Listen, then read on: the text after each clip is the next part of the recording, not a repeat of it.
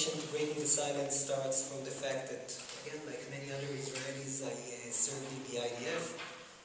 I also served in an infantry unit called Lavi Battalion. It's subjected to the Kfir Brigade, never mind. And I served between the years 2001 till the end of 2004, mostly in the area of Hebron, as a soldier and afterwards as a commander and as a platoon sergeant. And I have to say that before I was recruited, I never set foot in the West Bank.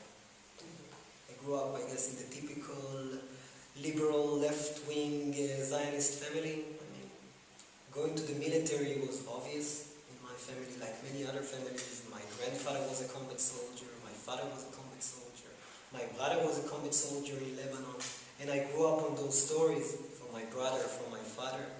And it was obvious to me that I'm going to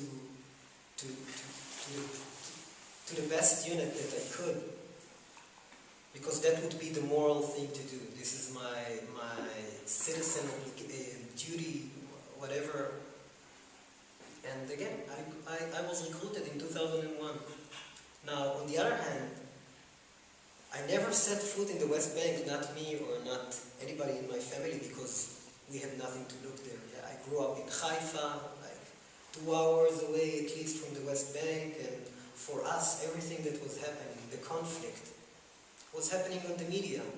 Every now and then, obviously, you would have suicide bombings in Haifa and stuff like that. So I was going to the army with a strong feeling that I'm going there in order to protect my family, to protect my country. We're talking about 2001, a few months after the second Intifada just started. Buses were blowing up in Israel on a weekly basis. It was clear to me that that is my duty. So I went. And I was trained for 8 months before I was sent to the West Bank for the first time. 8 months of basic infantry training. I have to say that when you're trained to be an infantry soldier, you're trained to fight another army. So I knew how to conquer hilltops in Syria. I knew how to operate a lot of weapons. But when it comes to the things that I'll be doing the rest of my service in the West Bank, to be honest, I had no idea. Actually, out of these 8 months, we only had like 1 week that was about active duty in the West Bank. And even that week, it was very practical. It was mostly about the practical aspects of serving in the West Bank. For example, how to do arrest operations, how to use non-lethal weapons, how to breathe tear gas. And out of this week, we only had 2 hours inside a classroom like this. Maybe not as nice, but a classroom like this.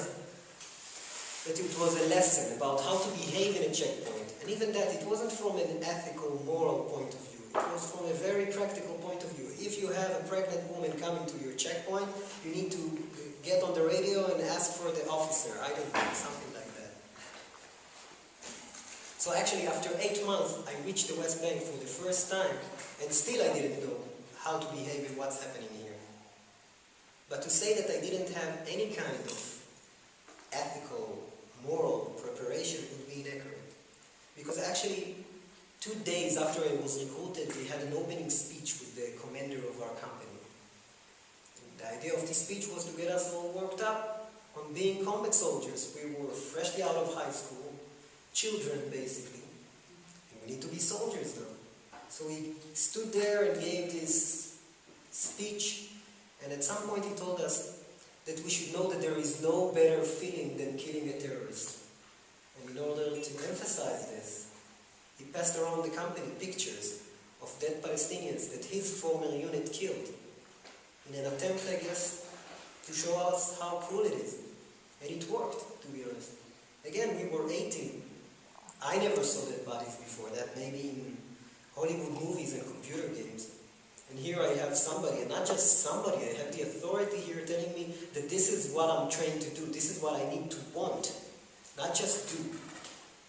And it worked. It was really exciting. Everybody in the company wanted to see those pictures. Now, 8 months afterwards, when we reached the West Bank for the first time, then we had another opening speech with another officer, and he told us, listen, before you were stationed here, the former unit that used to hold this region were a reserve unit. And reservists have the tendency or the reputation of being more relaxed. You know, they're not 18, 19, they're in their 30s. They're not children. So we need to teach the Palestinians, and I'm quoting here, that there is a new sheriff in town. What exactly it means to be an 18-year-old sheriff, when again, when you get hardly any kind of preparation, that's something that you learn on the job.